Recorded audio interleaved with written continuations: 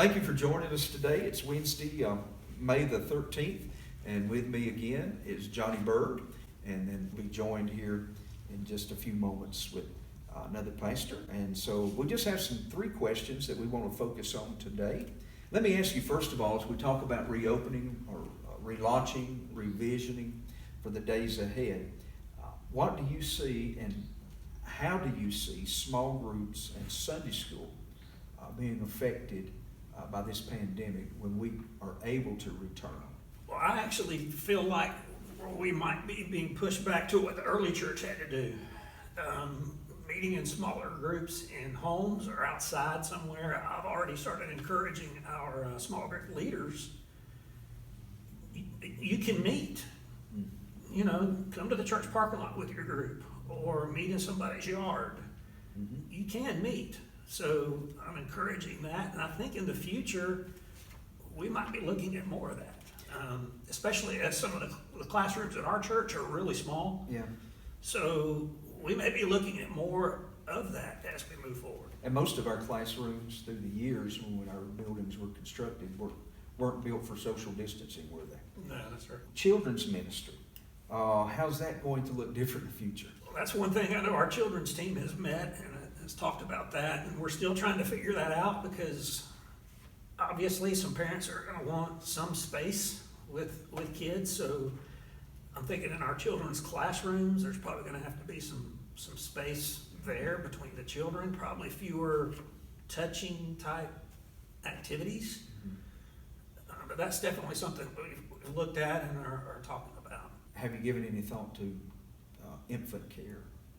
What that would look like in the future? I think one of my greatest concerns would be how this is, when we are able to return, the comfort zone for young families with small children, and like you said, putting them in small groups. And I think that's something that concerns me the greatest. We don't have a whole lot of infants and little children, but something I've talked about with our staff is they're probably going to have to wear masks and gloves. Yeah. Like usually we have 2 or 3 babies, and so the workers in there will have to be sure that they're protected and also protecting the child. So those are some things we've talked about, but space and nursery and children's ministry, that's something that's going to be a challenge. Exactly. And it could be up to a year before we're ever have put everything back together for the children's ministry. I just talked to one of our children's leaders this morning and asked him, are we doing anything for the kids as far as online, Zoom, even if it's a 15 minutes a week, trying to keep the kids connected. So exactly. All kinds of challenges with that. Of course, according to the context that we're in, we worship in music in various ways, and we have various opportunities to do that. But in your context, Johnny, do you see our return or our reopening, is your music presentation and worship going to have to change it? It really hasn't changed even since we've moved to online only. We have a worship team that we have, and they still come and lead us in worship online, so that will continue. We do have a children's music ministry, and so we'll have to look at what that looks like. But 18 to probably 24 kids are involved in that, and so we'll have to figure that out. It's kind of like a choir, but they do musical presentations and things like that. So we want to continue that if we can. We just have to take a look at what that might look like. All right. Thank you, Johnny, for joining us. Thank you.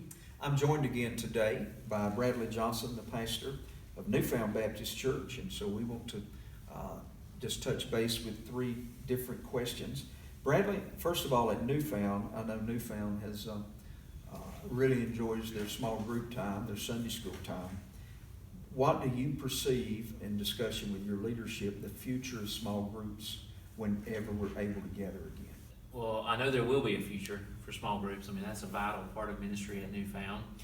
How soon they're going to be able to meet, I'm just not sure. I mean, I feel like kind of our phase 1 of us launching, relaunching, is going to be mainly focused on our corporate worship service, and we slowly just enter into that opportunities for small groups. Right now, we have one Sunday school class that hosts a Zoom meeting, and that's a great time for all of the classes to kind of combine, fold into one. But that's just not the same as a in-person small group. So we want to get people to start meeting sooner rather than later. How that's going to change, I'm really not sure. A lot of it's going to be depending on kind of the demographic or the age group of that Sunday school class. It's going to depend on the teacher and what they're comfortable with doing. Exactly. But I'm probably going to, of course, lead them or steer them, but leave a lot into their hands about making those decisions. So I want to be there to encourage them to meet together if they want to use our facilities or if they want to use their homes, whatever that is. But we want to get back to meeting as small groups really soon. Sure. One thing I'm seeing is it's making us aware there is a possibility that some of our leaders in small groups might be considered vulnerable and will not feel comfortable coming back to teach a small group of children. Children's ministry, how do you see that might unfold at Newfound in the days ahead? Well, it's a bit unusual for Newfound because, as you know, Perry, the Lord had moved one of our pastors just recently in the midst of it, and so we're thankful for the ministry that Jonathan has poured into it Newfound, but the Lord has just orchestrated long before this happened for him to move away and serve in another area, and we weren't anticipating that. So all that to say is we're kind of in a transition time before the pandemic, and now we're going to be in an even greater transition time because of it. So we're really not sure how that's going to play out. We've got some great leaders in our children's ministry, and right now we're hosting an online Zoom class for our children on Wednesday evenings, and that's going great. My children are involved in that. They love it. We're so thankful for that class. But when we do finally meet in person again, there's going to be some changes. I know this is going to give us a great opportunity to really reevaluate our policies and maybe enforce them a little better and just ramp them up. So I'm not sure about all the details now, but we're definitely going to be revisiting our policies. Okay.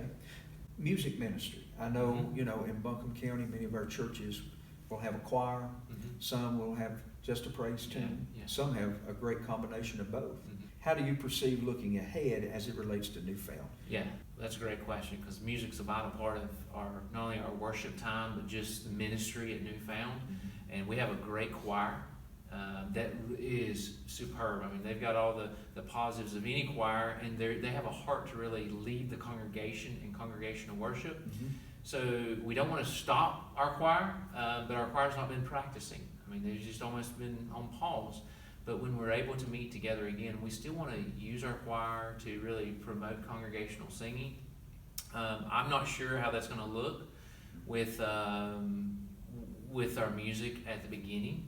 Especially, it's probably going to be a lot more simple than it's been in the past, and that may be a good thing. But needless to say, I'm sure our choir will be singing sooner rather than later. Okay. Brindley, thank you for joining us today. And thank you. Wednesday, May the 13th, join us tomorrow on Thursday the 14th.